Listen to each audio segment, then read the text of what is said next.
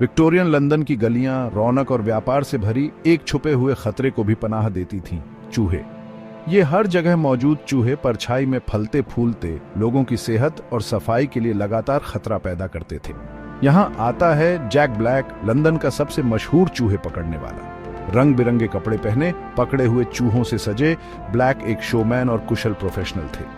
Black के तरीके जाल लगाना, टेरियर कुत्तों के साथ शिकार करना और नंगे हाथों से पकड़ना जितने दिलचस्प थे उतने ही असरदार भी। वो चूहों के व्यवहार, उनकी चालाकी और अनुकूलन क्षमता को समझते थे। उनका ज्ञान चूहे पकड़ने वालों की पीढ़ियों से चला आ रहा था। ऐसे समय में बहुत जरूरी था जब चूहों का संक्रमण आम बात थी। जैक ब्लैक की कहानी हमें एक बीते हुए जमाने की झलक देती है। एक ऐसा समय जब इंसानों की जिंदगी और आजीविका इन जीवट जीवों से जुड़ी हुई थी। वो एक ऐसे समय का प्रतिनिधित्व करते हैं जब कीट नियंत्रण सिर्फ जरूरत नहीं बल्कि एक अजीबोगरीब शहरी तमाशा था। उनकी विरासत सिर्फ कौतूहल से बढ़कर हमें इंसानों और चूहों के बीच के स्थायी रिश्ते की याद दिलाती है, चाहे वो कितना भी कठिन क्यों ना हो।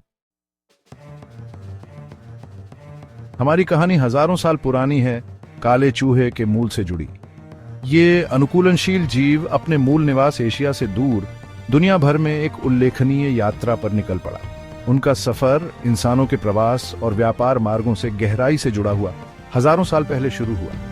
भारतीय उपमहाद्वीप से काले चूहे पूर्व की ओर फैल गए, दक्षिण पूर्व एशिया पहुंच गए और अंततः जहाजों पर सवारी करने लगे। व्यापार और अन्वेषण से प्रेरित इन समुद्री यात्राओं ने अनजाने में चूहे के पश्चिम की ओर विस्तार को आसान बना दिया। वे रोमन जहाजों पर चढ़ गए, प्राचीन व्यापार मार्गों पर घूमते रहे और अंततः यूरोपीय तटों पर पहुंच गए। यूरोप में उनका आगमन इंसान चूहे संबंधों में एक महत्वपूर्ण क्षण था। इंसानों के साथ जीवन के अनुकूल होते हुए काले चूहे शहरी वातावरण में फले फूले।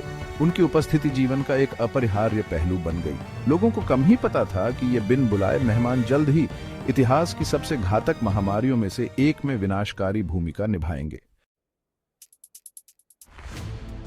14वीं शताब्दी में अभूतपूर्व पैमाने पर एक तबाही देखी गई, ब्लैक डेथ। ये विनाशकारी महामारी मानव इतिहास का एक भयावह अध्याय काले चूहे से आंतरिक रूप से जुड़ी हुई है। प्लेग बैक्टीरिया से संक्रमित पिस्सुओं को ले जाने वाले काले चूहे अनजाने में बीमारी के वाहक बन गए।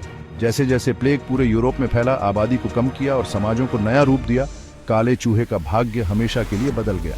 महामारी मानवता के लिए एक त्रासदी होते हुए भी एक नई प्रजाति के आगमन का मार्ग प्रशस्त किया, भूरा चूहा। बड़े और अधिक आक्रामक भूरे चूहों ने अपने काले समकक्षों से आगे निकलना शुरू कर दिया।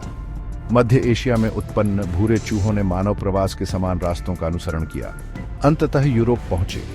प्लेग के प्रति उनकी बेहतर अनुकूलनशीलता और प्रतिरोध ने उन्हें उन वातावरणों में पनपने दिया जहां काले चूहों की आबादी कम हो गई थी।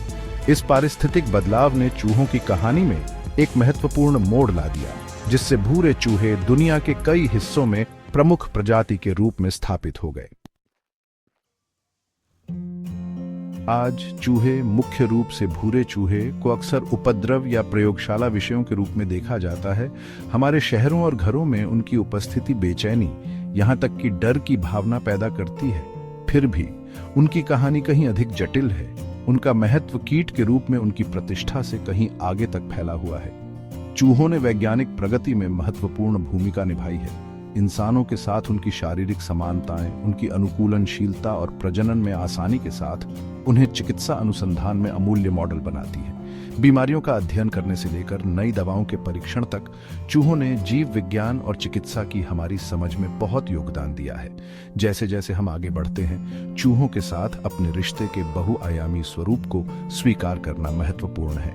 जबकि वे शहरी वातावरण में चुनौतियां पेश करते हैं, उनके पारिस्थितिक महत्व और वैज्ञानिक योगदान को नकारा नहीं जा सकता है।